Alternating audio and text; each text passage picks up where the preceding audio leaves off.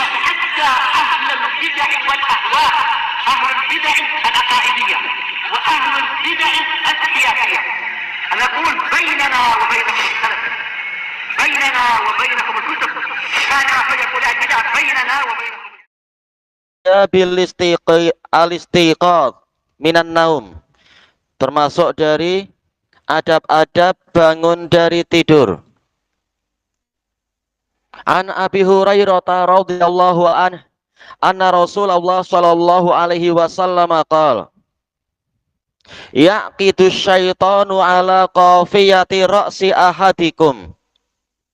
Setan itu membuat akad, yaitu apa? Ikatan atau simpul atau buhul di bagian belakang, yaitu qafiyah, yaitu tengkuk dari kepala salah seorang dari kalian, idza huwa nam, apabila dia tidur, salasa uqad, sebanyak 3 ikatan, 3 ya akad, yaitu apa? Ikatan simpul. Ya beribu kulla uqdatin, dia memukulkan, yaitu memukulkan mantra atau kalimat-kalimat di setiap ikatannya itu. Kalimat apa? Alaika lailun tawil farqud, engkau masih mengalami malam yang panjang, maka tidurlah, masih lama. Fa in istayqad, maka apabila orang tadi dia bangun, fadzakarallah, kemudian dia menyebut nama Allah, in halat uqdah, maka teruraikanlah satu ikatan menjadi lepas. Wa in tawadda, apabila dia berwudu, in halat uqdah, maka akan teruraikan satu ikatan lagi. Wa in shalla, dan apabila dia sholat, in halat uqdah, maka teruraikan pula satu ikatan. Fa asbaha nasyitan thayyiban nafas, maka dia berpagi-pagi dalam keadaan bersemangat, jiwanya bagus. Wa illa, namun jika dia tidak mengerjakan itu, asbaha khabisan nafas, dia berpagi-pagi dalam keadaan jiwanya itu buruk atau busuk, kaslan, bermalas-malasan. Iya ya, tak disebutkan kualitinya bagaimana ya. Tapi ini ma'ruf, hadis muttafaqun alaih. Mestinya sekalian lah disebutkan akhrajahu siapa gitu ya, lebih baik.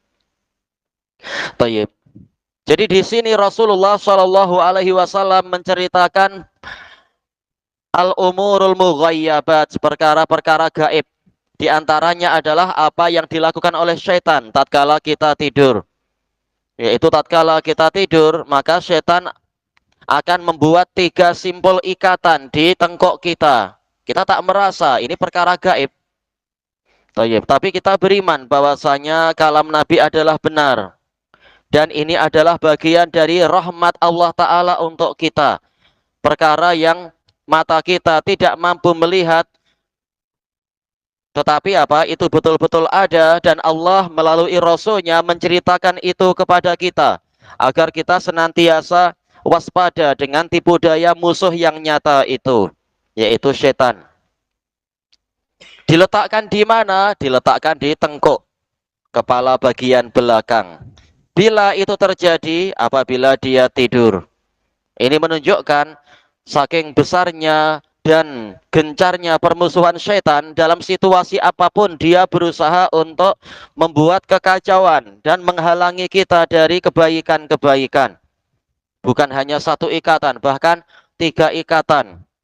Dan setiap ikatannya itu ada bisikan, ada semacam mantra di situ. Alaika lailun tawil, engkau masih mengalami malam yang panjang. Lailun tawil sebagai apa? Lail sebagai mubtada'nya, alaika syibul jumlah sebagai khobarnya. Malam yang panjang masih berlaku padamu. Farqud, maka tidurlah. Iya, tak perlu tergesa-gesa bangun. Masih lama itu. Jamnya belum berbunyi. Kalaupun jamnya bunyi, bungkam dia. Kadang gitu ya. Kita bangun untuk mematikan jam. Kita itu aja. Kalau kita sedang lalai. Tayyib. Fa in istayqad, maka apabila dia bangun, fadzakarallah, kemudian dia menyebut nama Allah, berarti apa? Dia menyelisihi keinginan setan. Setan menyuruh dia tidur, tapi dia memilih untuk bangun. Kemudian menyebut nama Allah. In halat uqdah, maka ada satu simpul yang teruraikan. Ya, kenapa? Lupa, maksudnya lupa apa? Tidur terus. Baca zikir setelah bangun. Kalau lupa tidak berdosa, tapi jangan lupa terus-menerus. Diusahakan segera mengingat. Ingat Allah agar kita tidak dikuasai oleh setan. Baik. Lihat di sini bahwasanya kunci keselamatan adalah kita menyelisihi syaitan. Kalau kita taat pada syaitan, kita akan semakin terikat. Baik. Makanya Allah Ta'ala mengatakan, Inna ibadi laisa laka alaihim sultan. Allah berfirman kepada setan, sesungguhnya para hambaku, orang-orang yang memang menghambakan diri kepadaku, maka engkau wahai setan tidak akan berkuasa atas dirinya. Tayyib. Dan juga Allah Ta'ala mengatakan, innama sultanuhu alal ladina yatawallawnahu walladina hum bihi yu'minun. Hanyalah kekuasaan setan itu berlaku kepada orang-orang yang setia pada setan dan beriman kepadanya. Tayyib. Kalau orang ini memilih untuk bangun, melihat, oh ini waktu untuk qiyamul lail, saya bangun. Kemudian fadzakarallah, menyebut nama Allah. Zikir ketika bangun tidur, gimana zikirnya? Tayyib, tamam. Maka teruraikanlah satu ikatan. Ini kunci keselamatan, yaitu berzikir kepada Allah Ta'ala. Sebagaimana di dalam hadis yang diriwayatkan oleh Imam Tirmidzi dari Al-Haris Al-Asy'ari radhiyallahu anhu. Tatkala Nabi Shallallahu alaihi wasallam menceritakan nasihat Nabi Yahya bin Zakaria kepada Bani Israel. Innallaha ya'murukum bi khams. Sesungguhnya Allah memerintahkan ya'muruni bi khams, memerintahkan kepada saya 5 perkara, wa amarani an amurakum bihin, dan memerintahkan kepadaku untuk memerintahkan kalian mengerjakan 5 itu. Kemudian apa? Wa amarani an adzkurallah, dan memerintahkan saya untuk menyebut nama Allah. Fa inna masalahu kamatsali rajulin tabi'ahul adu siraan, yaitu perumpamaannya adalah bagaikan seseorang yang dikejar oleh musuh dengan cepat. Fadakhala hisnan hasin, kemudian dia masuk ke dalam benteng yang sangat kokoh. Kemudian menyebutkan zikir pada Allah itulah benteng yang kokoh itu. Tayyib. Menyebutkan bahwasanya setan tidak akan mampu untuk mengacau hamba yang rajin berzikir kepada Allah Ta'ala. Dan hamba Allah tidak akan mampu untuk melepaskan diri dari gangguan setan kecuali dengan berzikir pada Allah Ta'ala. Jadi kuncinya adalah banyak-banyak berzikir.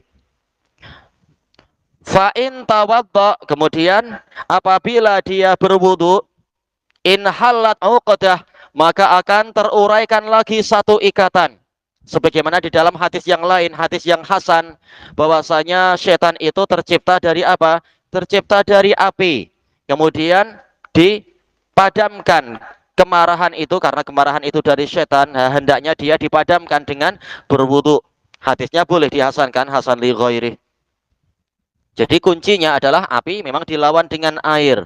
Bukan sembarang air, tapi air dengan wudunya itu. Fa'in sholat, kemudian jika dia sholat qiyamul lail 1 rakaat, kalau tak mampu banyak-banyak 1 rakaat, atau lebih yaitu 3 rakaat, atau lebih lagi, lebih baik. Maka in halat uqdah, maka simpul yang ketiga, ikatan yang ketiga akan teruraikan. Nah, kalau kita lepas dari ikatan setan, fa asbaha nasyitan thayyiban nafas, dia akan berpagi-pagi dalam keadaan sehat, dalam keadaan bersemangat dan cergas, dan jiwanya itu bagus, tidak lagi dibelenggu oleh setan.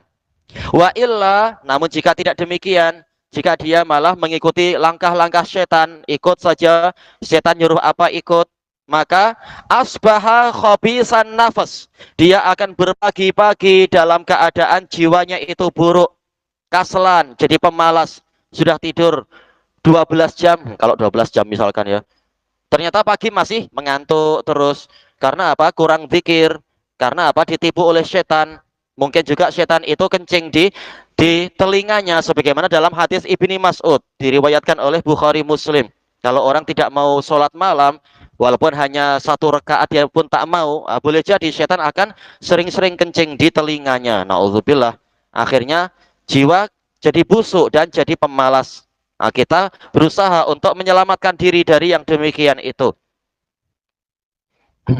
Tayyib. Nastafidu minal hadis. Kita ambil faedah dari hadis ini. Yang pertama, al-muslim idza staiqadha minan naum. Seorang muslim jika dia bangun dari tidur, yadkurullah, dia berzikir pada Allah. Bukan bangun tidur langsung yang diingat urusan duniawi, tetapi apa? Ingat Allah dulu, bersyukur Allah masih membangunkan dia untuk menjalankan berbagai keperluan-keperluan dia dan seterusnya. Wa yatawaddo, dan kemudian dia berwudu, wa yusalli, dan sholat. Tayyib. Dan ini bagian dari jihadun nafas dan bagian dari ar-riba atau fisabilillah, berjaga-jaga di sempadan di jalan Allah. Walaupun cuacanya mungkin dingin, kita ingin masih tidur, tapi kita mampu melawan hawa nafsu tadi. Kita keluar dari selimut yang tebal itu. Kemudian kita berwudu walaupun cuaca dingin, berusaha untuk melatih diri menjadi orang yang disiplin, yang taat kepada pengaturan waktu yang disyariatkan. Wa yusalli, dan kemudian sholat. Karena dengan sholat berbagai pertolongan akan datang, berbagai keberkahan akan turun. Allah Ta'ala mengatakan, wasta'inu bis sabri was sholah, wa innaha lakabiratun illa 'alal khashi'in. Mohonlah pertolongan kepada Allah melalui kesabaran dan salat. Dan sesungguhnya yang demikian itu berat kecuali untuk orang-orang yang khusyuk. Nah, kunci pertolongan adalah mendekat pada Allah. Ibadah terbaik yang sifatnya badaniah adalah salat. Kemudian yang kedua, yambaghi lil muslim ayyakuna nasyitan. Mestinya seorang muslim itu bersemangat dan cergas. Iya, jangan apa? Jangan menjadi pemalas. Nanti kita rugi. Sebagaimana dalam sabda Nabi Shallallahu Alaihi Wasallam, apa itu? Al-mu'minu al-qawiyyu khairun wa ahabbu ilallah minal mu'minid dhaif. Mukmin yang kuat itu lebih baik dan lebih dicintai oleh Allah daripada mukmin yang lemah. Wa fi kullin khair. Namun di masing-masing mukmin ada kebaikan. Yang penting masih mukmin, masih punya kebaikan. Kemudian Nabi mengatakan, ihris alama yang fa'uka wasta'im billahi wala ta'jas. Bersemangatlah engkau kepada perkara yang bermanfaat untukmu, dan mohonlah pertolongan kepada Allah, dan jangan engkau merasa lemah. Dan seterusnya, hadis riwayat Imam Muslim dari Abi Hurairah radhiyallahu an. Ya, kita harus semangat untuk kebaikan-kebaikan. Allah Ta'ala mengatakan, fa'idha faraqta fansab. Apabila engkau telah selesai dari satu urusan, maka sibukkan dirimu dengan urusan yang berikutnya. Asal dari fansab adalah berletih-letihlah, yaitu letih tapi di dalam kebaikan, bukan di dalam kebatilan. Thayyiban nafas, dengan apa? Jiwa yang baik. Ini paling harokatnya keliru ya. Thayyaba, yang betul thayyiba. Mukmin adalah orang yang jiwanya baik, suka menolong, suka membantu orang lain, rela berkorban untuk agama, rela berkorban untuk kepentingan muslimin, dermawan, pemberani, dan seterusnya. Tayyib. Kita muslim, kita bukan apa itu ya, hewan yang pemalas yang tidurnya mungkin 20 jam atau lebih itu. Tidur di atas pokok, apa itu? Koala. Ya, kita walaupun kita dekat koala perlis, tapi kita bukan koala. Kita muslim, rajin, bersemangat. Nah, kita manusia, ada tugas, ada amanah yang dibebankan dengan pahala yang berlipat ganda. Harus bersemangat, bersemangat baca Quran, bersemangat menghafal, bersemangat ibadah, bersemangat berbakti pada orang tua, dan seterusnya yang baik-baik. Thayyib, at-taqwim, penilaian. As-so'alul awal, madza ya'malul muslimu idza staiqadha min naumih. Apa yang dilakukan seorang muslim jika dia bangun dari tidurnya? Ya,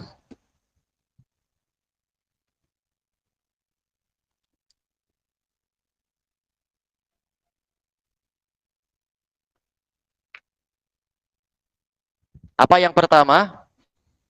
Kalau bangun tidur, apa yang pertama? Minum Sprite.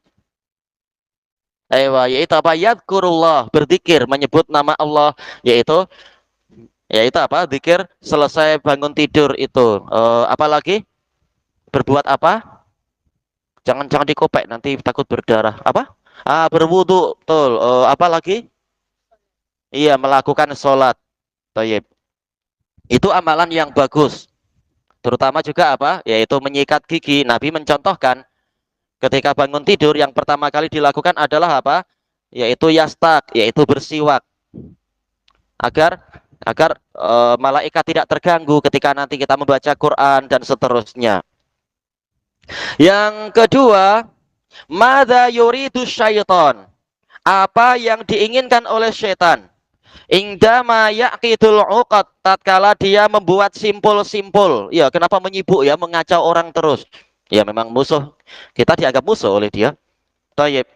Wa yaqul amamaka lailun tawil. Ini riwayat yang lain. Dia mengatakan di hadapanmu masih ada malam yang panjang. Sebenarnya setan ingin apa itu? Eh ya Abdullah, setan ingin apa dari kita? Tak ingin apa-apa. Eh tak apa, sama Ahmad aja. Setan ingin apa dari kita? Setan ingin apa? Ingin duit, ingin dibantu bantal, ingin dibantu beras. Setan nak apa dari kita? Agak susah. Ismail, wa yuridu minna an nakuna, kalau kalau jamak berarti apa? Nusyato. Nusyato. Apa itu? Kusala, ingin dari kita agar kita ini berpagi-pagi dalam keadaan malas. Tayyib, khabithin nufus, yaitu jiwa busuk. Berarti apa? Menghalangi dari kita apa? Setan menghalangi dari kita apa? Iya, amalan. Apa itu maksudnya?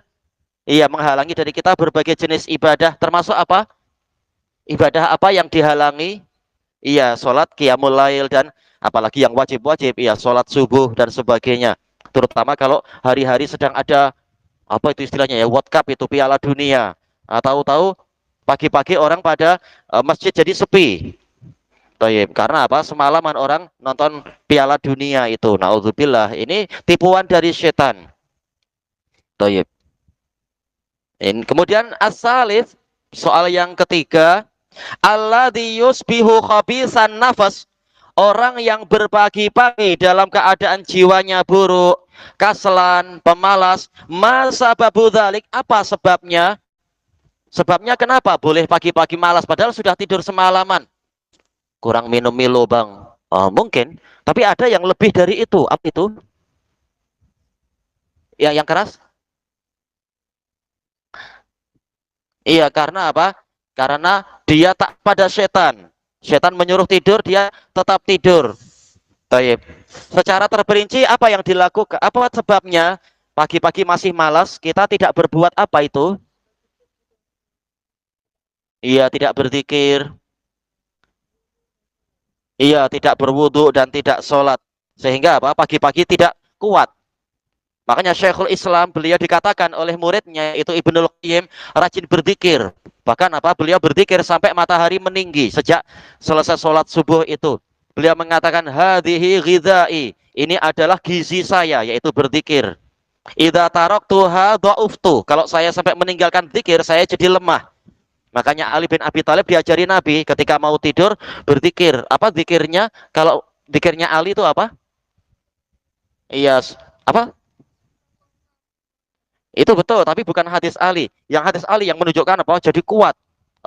Ya apa? Oh iya, subhanallah 33 kali. Alhamdulillah 33 kali.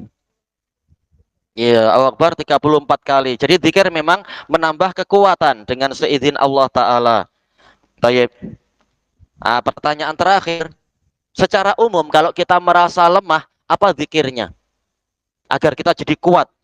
Kalau kita merasa lemah, kita zikirnya apa? Agar menjadi kuat, agar datang pertolongan Allah, zikirnya apa kira-kira? Ya. Kalau kita badan lemah, kita harus bantu orang tua, cangkul-cangkul, atau mungkin gergaji pokok, atau mungkin bantu gali sumur. Tapi badan lemah, kita perlu bicara apa? Zikirnya apa? Sholat betul. Karena apa? Dengan sholat datang pertolongan apa? Bismillah. Bismillah pun betul. Karena apa? Itu bagian dari isti'anah, mohon pertolongan. Ada yang tahu tak zikir yang lain? Kalau kita lemah, kita bilang apa ya, Ismail? Ya, itu boleh juga. Hadis Anas. Ya Allah, tidak ada yang mudah kecuali sesuatu yang engkau jadikan itu mudah. Betul. Ada lagi tidak? Zikir yang lain. Agar badan kita jadi kuat ketika kita merasa letih. Siapa yang ingat? Hampir sama kalimatnya. Ada nafi dan isbat. Allah tidak ada, tapi tidak perlu kalimat ya Allah. Tidak ada upaya dan tiada kekuatan kecuali dengan pertolongan Allah. Ha, zikirnya apa itu? Zikirnya apa itu? Ya, bukan yang itu zikir keluar rumah. Ahmad. Ya itu dia. La haula wala quwata illa billah. Disebutkan oleh Ibnul Qayyim rahimahullah, kalau kita merasa lemah, merasa perlu tambah kekuatan karena kerjaan banyak, ucapkan la haula wala quwata illa billah. Nanti akan merasa kuat dan tertolong. Dan zikir banyak insya Allah. Tayyib ilahuna wallahu a'lam.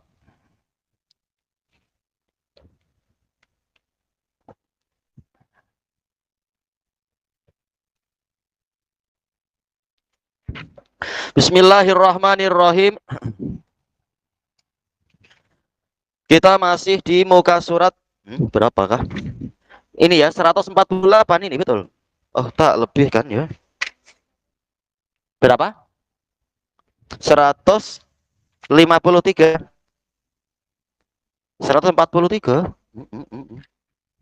Si 148 sudah. Atau mungkin itu ya, mulai itu ya. 148 betul. Ya udah. Kenapa? Tayyib. Matennya belum dibaca. Tayyib. Kita baca matennya dulu. 148. Qala al-Imamun Najdi rahimahullah wa arsalallahu jami'ar rusul, dan Allah mengutuskan semua rasul. Ini salah cetak paling ya. Jami'u, yang betul jami'a ma'ul bih mansub. Tayyib. Allah mengutuskan semua rasul mubasyirina wa mungdzirin, sebagai pemberi kabar gembira dan pemberi peringatan. Wa dalilu qauluhu ta'ala. Ini bagus, beliau mengajarkan sejak kitab yang paling dasar. Setiap bicara begini, dalilnya ini, bicara begini, dalilnya begini. Ini adab yang sangat bagus. Karena beliau imam dan beliau bukan rasul. Kalam beliau bukan dalil, maka beliau menyebutkan dalilnya begini, dalilnya begini. Tayyib. Agar diikuti dengan dalil, bukan karena kebesaran Imam An-Najdi. Wa dalilu qauluhu ta'ala rusulam mubasyirina wa mungdzirin. Para rasul sebagai pemberi kabar gembira dan pemberi peringatan. Li alla yakuna linnasi 'ala Allahi hujjatum ba'da rusul. Agar manusia tidak lagi memiliki alasan, argumentasi untuk membantah Allah setelah diutuskannya para rasul. Tayyib. Kemudian kita masuk ke catatan kaki. Qala al-Imam Ibnu Utsaimin rahimahullah. Bayyanal muallifu rahimahullahu taala, si penulis rahimahullahu taala menerangkan, annallaha arsala jami'ar rusul, bahwasanya Allah mengutuskan semua rasul mubasyirina wa mungdzirin, sebagai pemberi kabar gembira dan pemberi peringatan. Berapa jumlah rasul? Rasul berapa rasul? Ya. Berapa? Oh, tak, rasul banyak sangat, ya. Rasul cuma 4. Semua rasul berapa? 25. Masih kurang. Rasul berapa? Ya, rasul berapa? 300 sekian belas. Tayyib. Sebagaimana dalam hadis Abi Dzar. Tayyib. Rasul. Kalau Nabi, wallahu a'lam. Entah berapa banyak itu.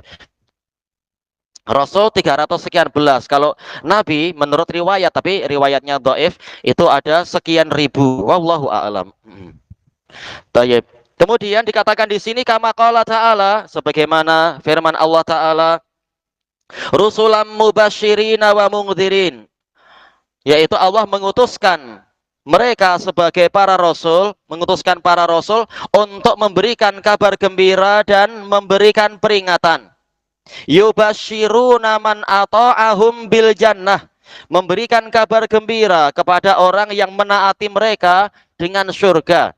Sebagaimana firman Allah Ta'ala kepada nabinya, litubasyira bihil muttaqin, agar engkau wahai Rasulullah memberikan kabar gembira dengan Al-Quran tadi kepada orang-orang yang bertakwa. Wa tungdzira bihi qaumal ludda, dan engkau memperingatkan dengan Quran tadi kaum yang membangkang.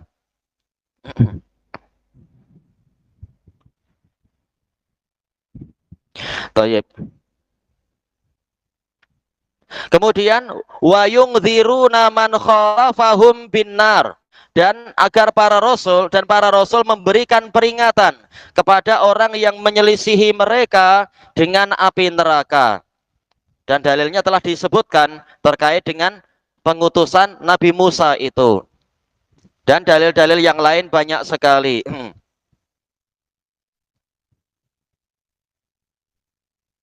Wa irsalur rusul lahu hikamun azimah. Diutuskannya para rasul itu memiliki hikmah-hikmah yang agung. Min ahammiha, termasuk yang paling pentingnya, hikmah yang paling penting, bal huwa ahammuha, bahkan ini yang paling penting. Antaqumal hujjatu 'alan nas, agar hujjah itu tegak terhadap umat manusia. Hatta la yakuna lahum 'alallahi hujjah, sehingga mereka tidak lagi memiliki alasan untuk membantah Allah ba'da irsalir rusul, setelah diutuskannya para rasul. Sebagaimana di dalam hadis riwayat Bukhari Muslim, ma ahada ahabbu bil udhri minallah, tidak ada satu zat pun yang lebih menyukai udzur daripada Allah. Min ajli dzalika arsalar rusul, maka dari itu Allah mengutuskan para rasul. Allah suka untuk memberikan udzur, Allah suka untuk memaafkan. Tayyib. Dan sekaligus Allah juga suka untuk dia itu ditaati. Makanya dia mengutuskan para rasul agar tidak ada lagi alasan, agar orang tidak lagi punya udzur mengatakan saya maksiat karena saya tidak tahu. Bagaimana engkau tidak tahu sementara rasul sudah diutuskan? Oh, saya tak mau belajar. Engkau berdosa kalau begitu. Tayyib. Apakah terkena had? Ya, terkena had apabila memenuhi syarat-syaratnya.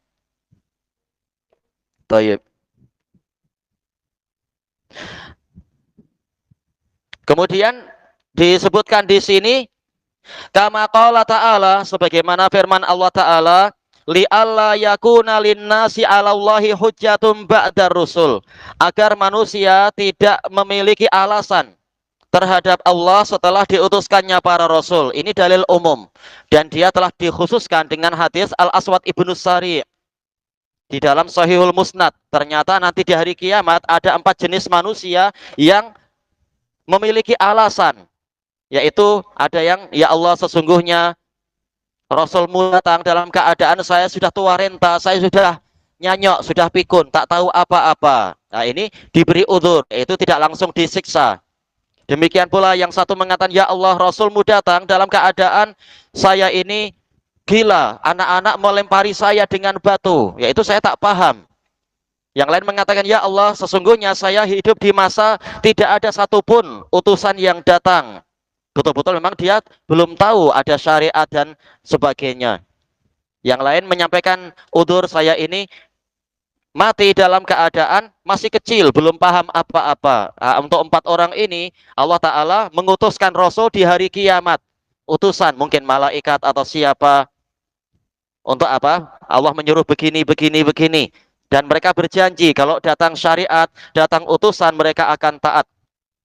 Kemudian apa? Ternyata betul, utusan Allah datang mengatakan sesungguhnya Allah memerintahkan kalian masuk ke dalam neraka. Nah, kalau dia beriman, maka dia mau. Ini perintah Allah. saya disuruh mati, saya siap mati. Taib. Ternyata apa? Ada yang tidak mau. Maka Allah mengatakan, di hadapanku saja engkau tidak mau taat. Bagaimana ketika jauh masih di dunia? Maka dia dimasukkan ke dalam neraka betul-betul. Yang tadi sekitar diuji saja, bukan betul-betul disuruh bunuh diri betul-betul. Ini menunjukkan dalil yang umum itu sudah ada pengkhususnya. Jadi tidak seperti yang dipahami oleh para khawarij atau orang yang bermudah-mudah mengkafirkan orang lain. Tidak ada udur sama sekali katanya walau apapun yang terjadi karena Rasul sudah ada. Rasul sudah ada, tapi boleh jadi dalam perkara-perkara tertentu orang memang belum tahu. Namanya proses, orang sedang belajar. Tayyib. Itu di dalam masalah pengkafiran. Demikian pula di dalam masalah tabdi, masalah pembid'ahan. Rasul datang bukan hanya membawa tauhid dan syirik, tapi juga yaitu memperingatkan dari kesyirikan. Tapi Rasul juga datang dengan mengajarkan sunnah dan mencegah kebid'ahan. Bukan berarti tatkala ini Rasul sudah pernah ada, berarti setiap pelaku bid'ah pasti mubtadi'. Tidak demikian. Tetapi sudah tegak hujah belum, dia sudah paham belum, dan seterusnya. Demikian pula Rasul bukan hanya membawa tauhid dan membawa sunnah, Rasul juga membawa ketaatan. Bukan berarti orang yang berbuat maksiat langsung dikatakan sebagai fasik. Perlu ditegakkan hujah. Barangkali dia belum tahu ini adalah termasuk dari dosa besar dan seterusnya. Tayyib. Tidak seperti sebagian orang untuk masalah bid'ah, maka sampai seperti apapun seakan-akan tak mungkin orang menjadi mubtadi' kecuali dengan apa? Dengan perintah dari orang yang lebih tinggi. Tapi untuk masalah pengkafiran langsung orang dikafirkan, yang berbuat bid'ah langsung dikafirkan dengan alasan sudah ada Rasul. Ini tidak adil di dalam menegakkan kaidah. Kaidah bukan hanya dalam masalah takfir, tapi juga tabdi'. Sebagaimana masalah pembid'ahan itu tidaklah setiap orang yang berbuat bid'ah langsung mubtadi'. Demikian pula tidaklah setiap orang yang berbuat kekufuran langsung dikatakan kafir.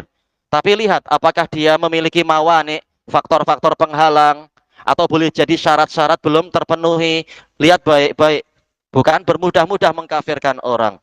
Sebagaimana kita juga tidak boleh bermudah-mudah mengatakan fulan mubtadi atau fasik. Nah, dengan ini kaidah ditegakkan dengan adil. Tayyib. Kemudian disebutkan di sini wa minha, di antara hikmah diutuskannya para rasul, annahu min tamami nikmatillahi ala ibadih. Mungkin titik mungkin ya, atau koma. Bahwasanya diutuskannya para rasul itu termasuk dari kesempurnaan nikmat Allah kepada para hambanya. Fa innal aqlal basyari, karena akal manusia mahmakan sehebat apapun dia, la yumkinuhu ayyudrika tafasila ma yajibu lillahi ta'ala. Dia tidak akan mampu, tidak akan mungkin untuk mengetahui perincian-perincian dari apa saja yang wajib untuk ditunaikan kepada Allah Ta'ala. Minal huquqil khassati bih, berupa hak-hak yang khusus untuk dia. Secara mendasar akal tahu Allah berhak untuk kita sembah. Tapi bagaimana cara menyembah Allah? Banyak orang yang belum paham secara terperinci. Apa saja perintah dia, apa saja larangan dia, dan seterusnya. Akal tidak mampu mengetahui itu semua secara bersendirian. Wala yumkinuhu ayyattali'a ala ma lillahi ta'ala minas sifatil kamilah. Dan tidak mungkin akal itu mengetahui sifat-sifat sempurna apa saja yang menjadi milik Allah. Akal secara mendasar tahu bahwasanya pencipta alam semesta dia memiliki kesempurnaan. Tapi apa saja kesempurnaan Allah, dia maha apa saja, akal tidak tahu perinciannya tanpa adanya wahyu.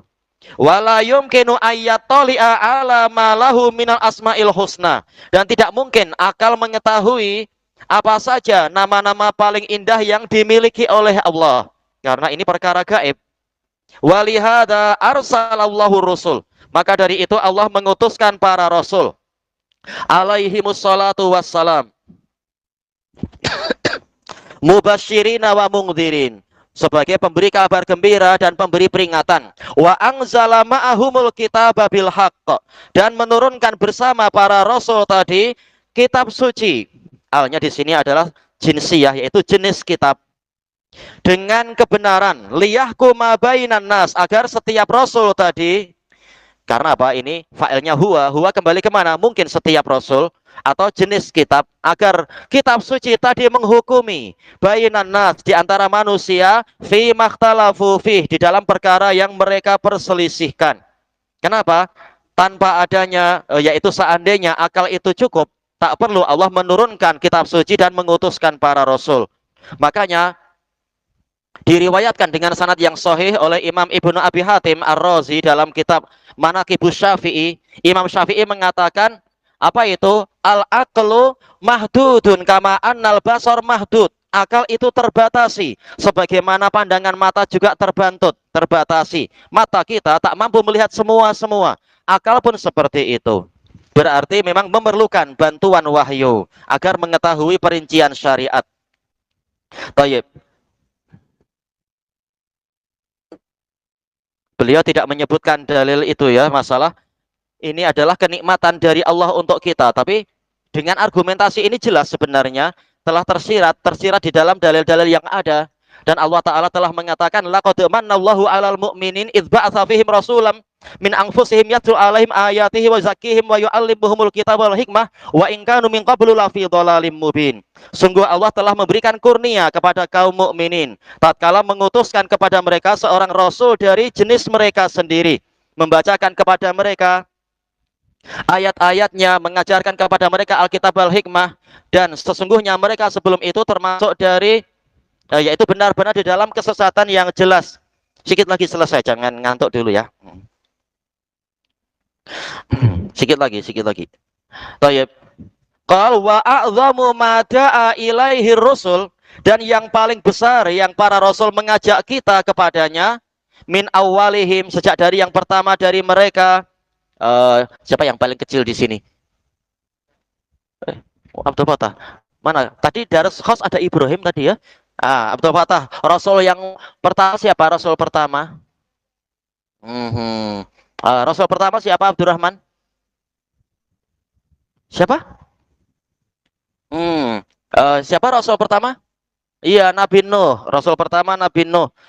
Nabi Adam berarti sebagai apa Nabi Adam? Nabi Adam berarti sebagai apa? Beliau pertama apa? Nabi Adam tuh ya? Iya, manusia pertama. Yang lain? Iya, nabi pertama. Nabi pertama Adam, rasul pertama adalah Nuh. Tayyib. Kemudian alaihi salatu wassalam ila akhirihim, sampai yang terakhir dari mereka. Bayar kafarah. Siapa rasul terakhir? Siapa? Tayyib. Baru betul, Nabi Muhammad sebagai nabi terakhir. At-tauhidu. Wah, ini khobarnya jauh sekali ya. A'zam mubtada, khobarnya bawah itu. At-tauhid. Tayyib. Kama qala ta'ala, wa laqad ba'atsna fi kulli ummati rasula an ibudullaha wajtanibut taghut. Dan sungguh demi kebesaran kami telah mengutuskan di setiap umat seorang rasul. Mengatakan, hanya antafsir ya, sembahlah Allah oleh kalian dan jauhilah taghut. Berarti apa? Ada tauhid, ada nafi dan isbat. Makna la ilaha illallah. Wa qala azza wa jal, wa ma arsalna min qablika mir rasul. Dan tidaklah kami mengutuskan sebelummu. Min di sini ibtidaul ghayah, permulaan dari tujuan. Min rasul, min di sini adalah sebagai apa? Sebagai wa ma arsalna min qablika mir rasul. Min di sini adalah taukidun nafi, karena datang setelah manafiyah. Illa nuhi ilaih, tidaklah kami mengutuskan sebelummu seorang rasul pun kecuali kami wahyukan kepadanya annahu la ilaha illa ana, bahwasanya tiada sesembahan yang benar kecuali aku, fa'budun, maka sembahlah aku. Berarti la ilaha illallah adalah tauhid ubudiyah wal uluhiyah, bukan tauhid rububiyah. Ilahuna wallahu a'lam. Subhanakallahumma wa bihamdika la ilaha illa anta astaghfiruka wa atubu ilaik. Walhamdulillahi rabbil alamin. Jazakumullah.